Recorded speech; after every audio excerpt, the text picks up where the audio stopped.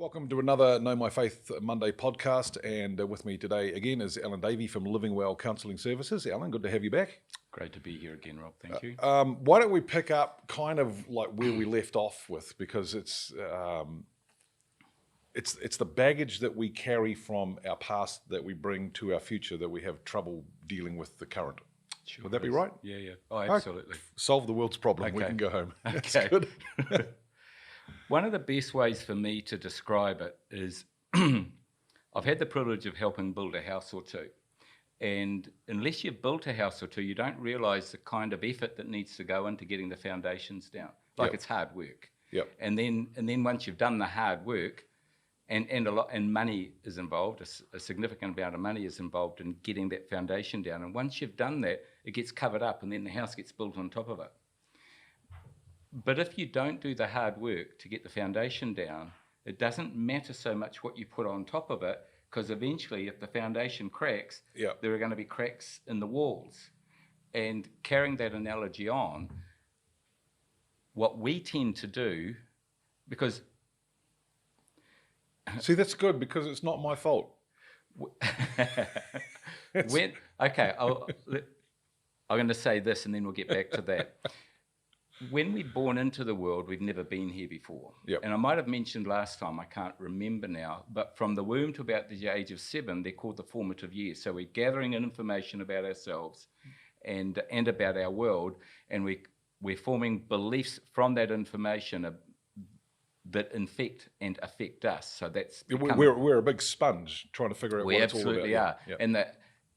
And the reality behind that is children are good absorbers of information but poor interpreters of information. And because we were all children once, we fit into that category. And so we can gather in information, come to conclusions about our world and about ourselves, and those conclusions then become that foundation that I was referring to, and then we live from that foundation.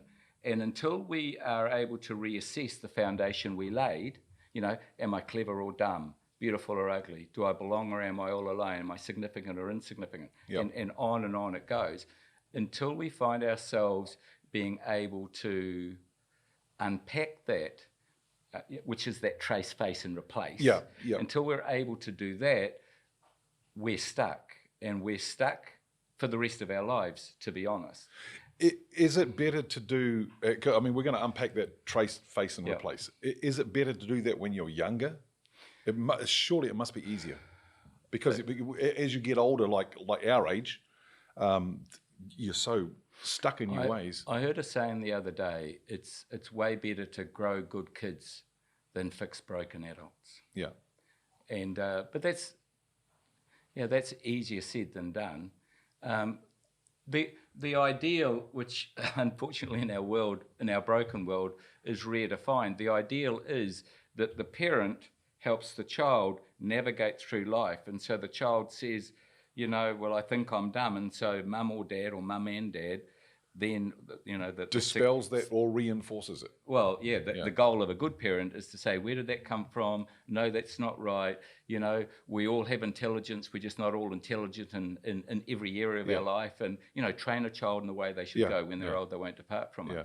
We've all got different skills and abilities. And when a parent can recognize that in the child and help the child to celebrate those and live in those and feel that they're growing and valued in those and rewarded because of what they're able to do, then they're getting a foundation down. So when the mucky stuff hits the fan and the kid gets bullied or something, they're able to reorientate themselves back and say something like, well, that's what you think of me, but it's still not accurate.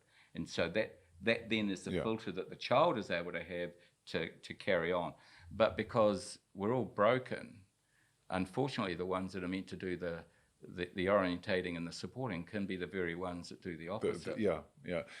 Again, when we were growing up, there was a lot more positive input into our lives, which I don't see, particularly in broken families, kids being brought up by not even stepfather, but mum's boyfriend. I know. And they are not interested in providing that child with growth at all. Too difficult. And they don't have a vested interest in that child. No, not at all. And so their vested interest is in themselves. Yeah. That's the interesting thing. I thought of this the other day, and I'll see if I can articulate it. God has his best interests for us in mind. We have our best interests for us in mind. Often they're not the same.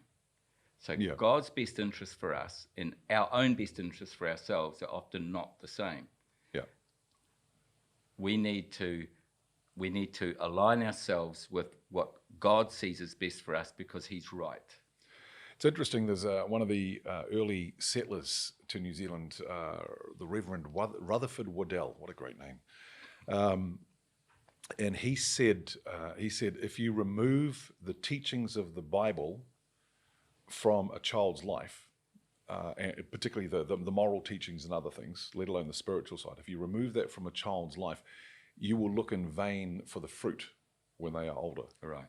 And you replace it with the wonderful word aridities of secularism, right? Because secularism doesn't bring you any moral teaching at all.